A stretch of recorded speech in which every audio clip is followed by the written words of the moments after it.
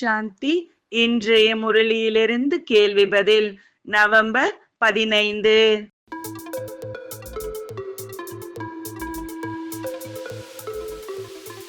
விஷ்ணுவின் 2 ரூபமாகிய லட்சுமி நாராயணன் எவ்வாறு ஆகிறார்கள்?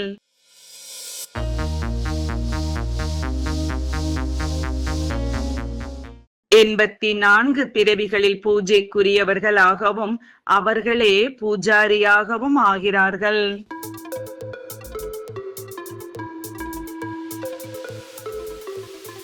பரமாத்மாவின் நினைவால் எவ்வாறு ஆகிறோம்?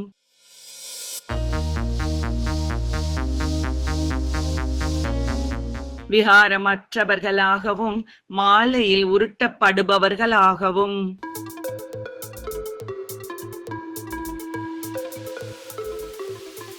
எந்த பழக்கம் இருந்தால் மற்றவர்களை குஷிப்படுத்த முடியாது?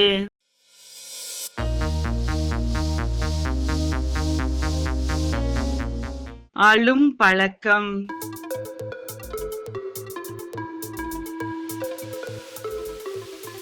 நோயிற்றிருக்கும் போது எதில் வித்தியாசம் தெரியும்? ஆனாலும் என்ன செய்ய வேண்டும்?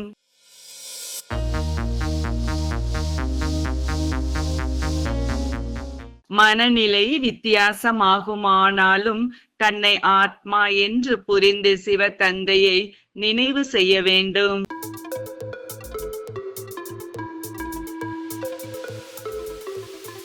பரமாத்மா இங்கு வந்து என்ன செய்கிறார்?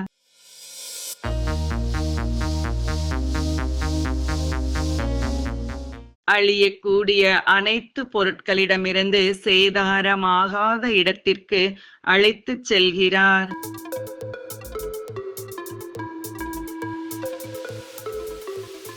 கலியுகத்திற்கும் சத்தியுகத்திற்கும் உள்ள வேறுபாடு என்ன?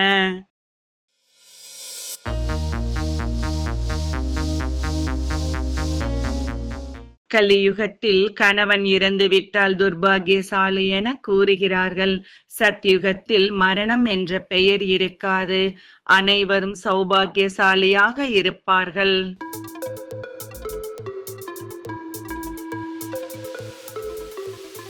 கர்மம் செய்து கொண்டே யோகத்தின் சக்திசாலியான நினைவில் இருப்பதற்கான பயிற்சி செய்ய வேண்டும். சரியா தவறா?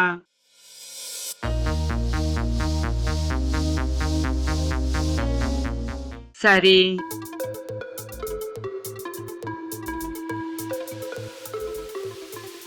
இன்றைய முரளியில் முக்கியமாக என்ன கூறப்பட்டுள்ளது?